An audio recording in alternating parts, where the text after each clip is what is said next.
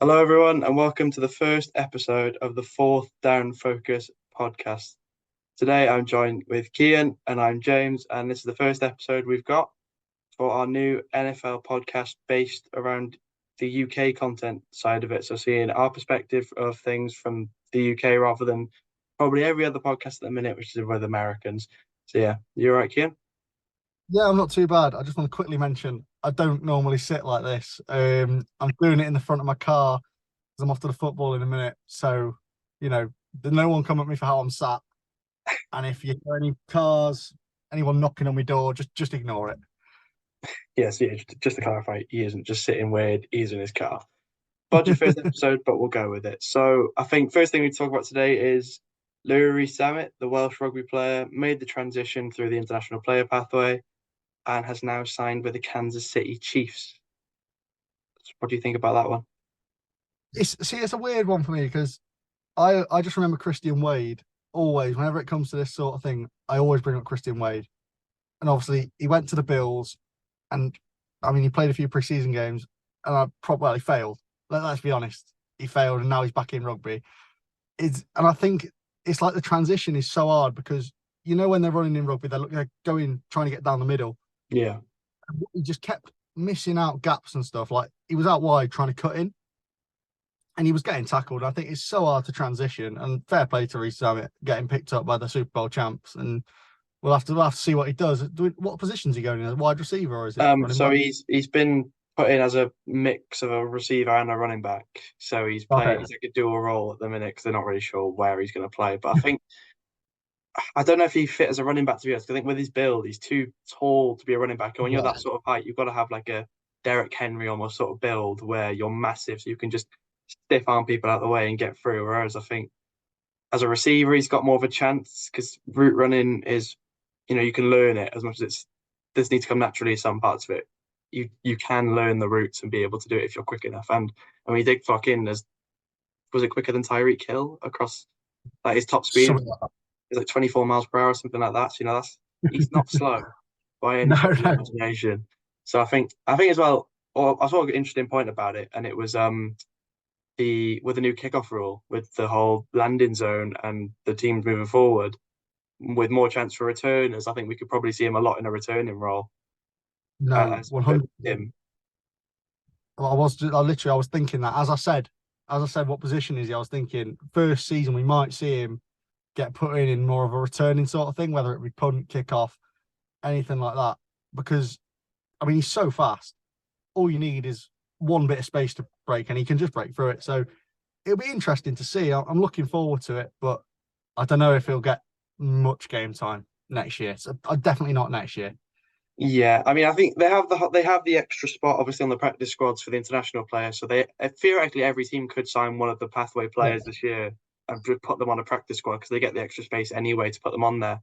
But I would be shocked if he gets much game time for the Chiefs. But I think he could be a useful asset to have with the new kickoff rule because obviously returns are going to happen a lot more now because otherwise it does sort of restrict you in a way because you'll get a penalty or whatever the new rule is. So I think with that in place, I think that's probably benefited him and coming at the right time that he might have a role there as a returner. I mean, that's what he's going to hope he can get anyway. I suppose we can because I can't see him seeing the field in a team contending for the Super Bowl as a receiver or especially not as a running back with how good Pacheco was last year.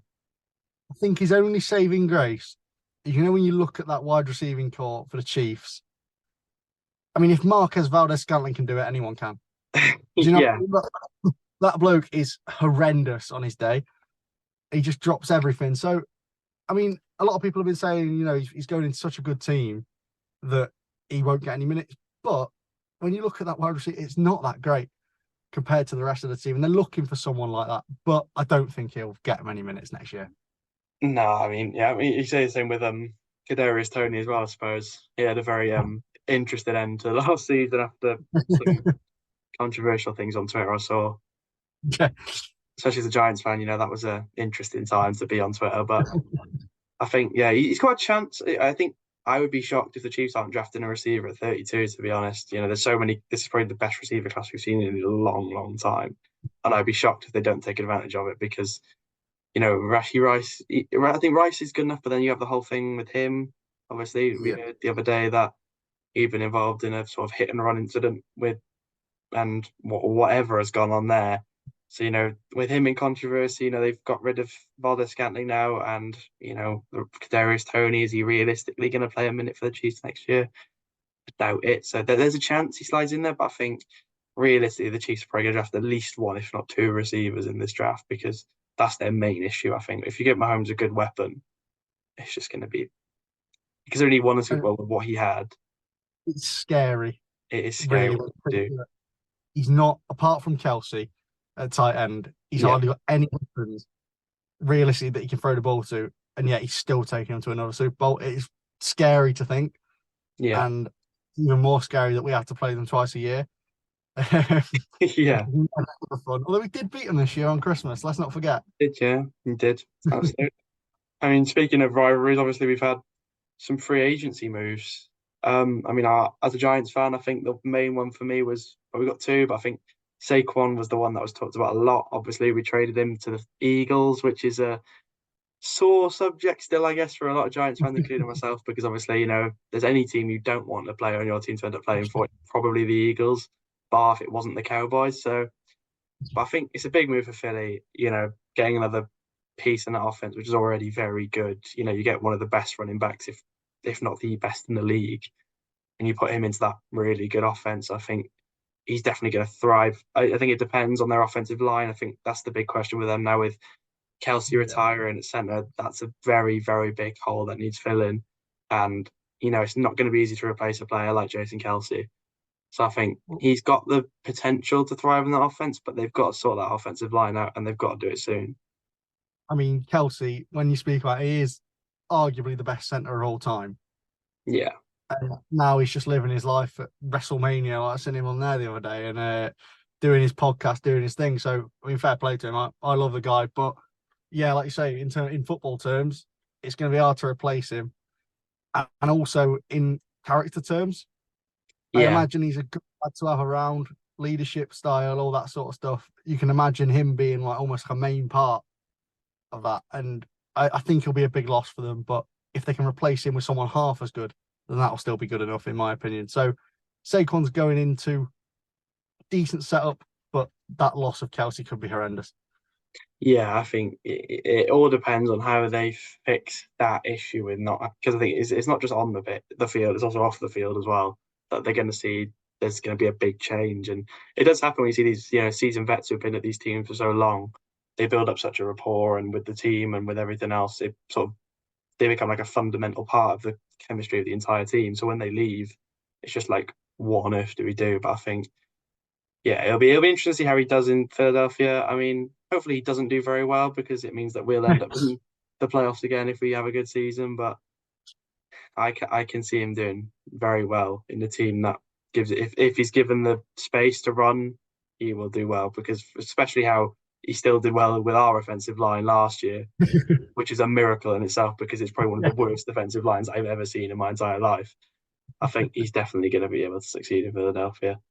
But another big one we had was, I mean, recently as well, Stephon Diggs. He's left Yeah. Buffalo to join the Texans, which now gives the Texans another offensive weapon for CJ Stroud after making the playoffs this year and winning their first playoff game. One of the, I remember, was it the first rookie to do that or one of the first rookies to win a playoff game in their rookie season? It's not often we see something like that happen. So, I mean, it's a big move, but I think the question doesn't really lie on how it benefits the Texans. I think everyone can see that, but I think it's more how big of a loss that is going to be for the Bills. I mean, who is he throwing to now? Really, who is he actually throwing the ball to? I was thinking about this earlier. What is he now going to do? Because I mean, that's not the only player they've lost in free No. agency. I mean, they've had a horrendous free agency. I don't know why they've not really picked up any massive names, and they're just. It's such a weird franchise because he's such a good quarterback, Josh Allen, and I do really like him. And you'd think they'd be trying to keep players to build around him, but it just doesn't seem to be the case. And I mean, when you've got a head coach that's, a little bit dodgy, players might players might not want to play for him. So Yeah, I you know, think he's one of the best quarterbacks in the league. I think there's anything disputing that, but even with Diggs, you feel like he was a bit let down by his rest of his offense, and now with Diggs gone, they've got Kincaid, but apart from that, I don't really see who he's supposed to throw to Nah. unless they draft receiver in the, you know, but again, like, is a late first round receiver going to be a solution to, he's not going to be able to replace Stephon Diggs straight away. I doubt it. Like, even the best we saw last year with like Jordan Addison and players like that, they've done well, but they're not the star receiver on their team yet. They will be maybe in a few years to come, but the Bills, when you got a quarterback like Josh Allen, your Super Bowl chances are when he's in your team, and he's not going to be there forever. So I No. think it's something they've got to sort of. It's mind-boggling whether they think, yeah, we can get rid of Diggs and that's completely okay and we'll be fine, because you struggle to see like what do they have that's actually going their way apart from their quarterback now, because that was their main thing was they had Diggs with Allen, so it was that leadership which was that's a very good partnership and that got them a lot of wins last year. But now without him, I think they're going to struggle. And the thing is, as well, with it's such a short, like lifespan sport almost, if that makes any sort of sense. Like, who knows? Alan could have a hit to the head first game next season, and that always improving with the draft and everything. So when you've got that star man, build around that star man fast. Otherwise, he could slip away, and then you've completely lost it, and then you're back to the old Bills. Yeah, yeah, I think it's an interesting one. I think it's one you have to see how it develops, but it's just a matter of time, I think, before something goes wrong there. But another big move we had in free agency was, I mean, Brian Burns. I mean, for me as a Giants fan, that's probably our biggest move in the offseason by far, getting him from Carolina. For what we did as well, I think it was a very good trade for us. You know, a fairly decent package. He's on a lot of money, but you've got to pay a lot of money for an edge rush like that. But I think I don't want to sound too thing about it, but I think with Dexter Lawrence and then you've got Kayvon Thibodeau and Brian Burns in your pass rushing, you know, we've got a very, very solid defensive line now. And I think, it's really going to help us this year if we can sort our offense out. That's the issue, isn't it? A player like Brian Burns, there's not many pass rushers like him in the entire NFL. He's one of the best, so I think it's a very good trade for us. Especially, I think you always need. I mean, I watched the Raiders in, I think it was 2016, 2017 sort of time. Our edge rushers, after we got rid of Khalil Mack, they were awful. Like, so bad. We couldn't apply any pressure on the quarterback. I think we once ended the season with 12 sacks, right? There's players that get more than that. Yeah, So without having any sort of pressure, you've not got any chance. And I mean, we've improved it, and then we improved last year. You'll improve it. And I think you probably will see that improvement as well, because if the quarterback can't throw the ball, well, that's half your game plan gone already. Like, so yeah. it's that simple. So I think it's an interesting one because, as I said, our offense has been so poor, but we have some decent pickups in the offensive line in the off season. So I think it's just the quarterback situation with the Giants, but that's a whole other story. Bar Brian Burns, but I think with Burns and Thibodeau, I think is probably one of the best, if not the best, edge rushing duo in the whole league. You won't get many better duos than that. And then when you have Dexter Lawrence in the middle of them, I think that's a very solid start to a foundation of a team. But you need to then build the rest of the team as well, which is going to be a struggle. But we'll see what we do in the draft. I mean, for you as well, big move was Josh Jacobs leaving the Raiders to move to the Packers. yeah, I'm still a little bit sore about it, to be honest, because he didn't have his best year last year. Granted, he was injured a couple of times, but I think it was the season before or the season before that. Was he not top yards? He got the top amount of yards rushing. I want to say he did. If that's wrong, someone can let me know. I'm 99% sure he did. But he was always so good for us. And, playing in like Kansas and stuff, we're in that sort of division where sometimes you can't throw the ball. Mile High Stadium, one of the windiest stadiums, it's so high up, and we've got little Aiden O'Connell trying to throw the ball. So it's a big loss, Josh Jacobs. And, the Packers have gained. And I really do like Jordan Love as well. So giving him another weapon, because he's good with his hands as well. Jacobs he's very, very good receiving back. So I Yeah, think they'll be better next year, and we'll probably be worse off for it. We don't know how we're going to get a new one. We might have to draft one, because Isaiah White, once again, not good enough. yeah. I think he's definitely on for the draft. If not, try and promise you need a good running game as much as people don't like to think you do. I mean, obviously with the Saquon trade, we replaced him with Singletary, and it's like it's a good pickup to be fair for what we could have had. Could have got a lot worse. We could have just left it. But Singletary is a decent running back, and he'll be able to fill that gap. I think not obviously as well as Saquon. Like it's silly to think he'll be as good, but if you look at some statistics, he's not far off at all. So I think it's not a bad trade. But I think with Jacobs, it's going to be a interesting one to see how you replace such a big part of your offense. It's the same with us with Saquon. It's like 60% of your offense gone in one trade. So it's just a bit like if that was half of it last year and you weren't in the playoffs, then you get rid of him. How do you expect to make the playoffs now? when when we lost him to injury at the end of last year, we had Zamir White playing, and in fairness to him, the year before he'd been terrible, but them last 3 games, he was actually all right and he was running very, very well. That game where we smashed the Chargers, we put about 60 up against them. I mean, it was just the Chargers and they were tanking, but he had a very, very, very good day that day and against the Chiefs. So there is a player in there, but it's just whether that player can be in there for an entire season rather than 3 cameos at the end of the year when the playoffs are practically gone, sort of thing. Yeah, I think it'll be interesting to see what you do with that. So with that free agency, I mean that's like obviously there's so much that's happening in free agency, but there's so much to talk about there. We had obviously being a UK podcast, they have the games every year in the UK at Wembley Stadium at Tottenham, and there was a little leak circling on Twitter from inside Wembley Stadium that the Jags game is going to be against the Jets when they come to Wembley Stadium. I mean, obviously Jacksonville, basically ever present at Wembley Stadium at this point. They're more or less guaranteed, if not one. They've got 2 games this year potentially. So, I mean, Jags vs Jets. I mean, is it the most inspiring game you think to place for in front of a UK audience? I don't think I'll be paying £80 for a ticket for it, put it that way. Yeah, The saving grace is Aaron Rodgers if he's fit and if he's not been arrested for some of his comments. That is the saving grace for that game.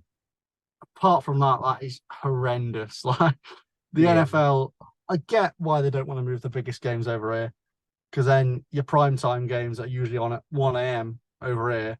They're on at 6 o'clock and 1 o'clock back in America or 11 a.m. depending on where you are. So I get why they do it, but it's really not inspiring, is it? no, I think it's not really been inspiring for a while now. There's been a few games, been like, yeah, they're quite good, but there's never. I can't really remember a game for a while that's been like, wow, I really want to see that. Especially with the Jags, it just gets repetitive after a while. And, there's not really like any star power on that team that you're desperate to see. Obviously, Trevor Lawrence is good, but it's not like a player like, oh my god, I want to light opportunity to see him. Aaron Rodgers, I get it. That's the player you want to see before he retires. So I sort of get it on that perspective. But I think, yeah, with the Jags, it's just a bit repetitive now. You see him every year. But I get it. They want to build the UK fan base with a certain team, and the only way they can do it is if they keep playing there. So I get it, but I think it's just a bit uninspiring. See, I'm not a massive fan of having Jacksonville pushed in our face every single year No, because we've already got our teams. Like, if we're watching the sport, 99% of the time, we've got a team we support. I watched it for 1 year without having a team to pick my team. I don't need an NFL executive to push it on me and say, you must support Jacksonville. yeah, It's just ludicrous. I mean, I see why they do it. Obviously, they've got Thingy Khan owns it, doesn't he? So, and he owns yeah. Fulham as well. So I get why. And obviously, he was trying to buy Wembley, so I wouldn't be shocked if he tried to move him over here one day. But I don't know. I don't really get it. Why? Well, I do get why, but it doesn't work. Put it that way. No. But I think that's everything from us today, guys. It's just a short one today, just to sort of introduce us and what we're doing here. So, we're hoping that there'll be a few people similar about as us. So there's hopefully a lot of NFL UK fans who maybe don't see a platform where people talk about it a lot on a podcast sort of thing. So we thought we'll give it a go. But yeah, let us know what you guys think. And we should be back soon in a couple of weeks, obviously, with the draft coming up at the end of the month. There's going to be some big news to talk about coming up to the draft and then post draft. So hopefully there'll be some big news there. But as far as now, thank you very much for listening, and we'll see you Well, I next time. wouldn't be in my car. And Kian won't be in his car next time. Yeah, thanks for listening, guys, and we'll see you next time. Yes.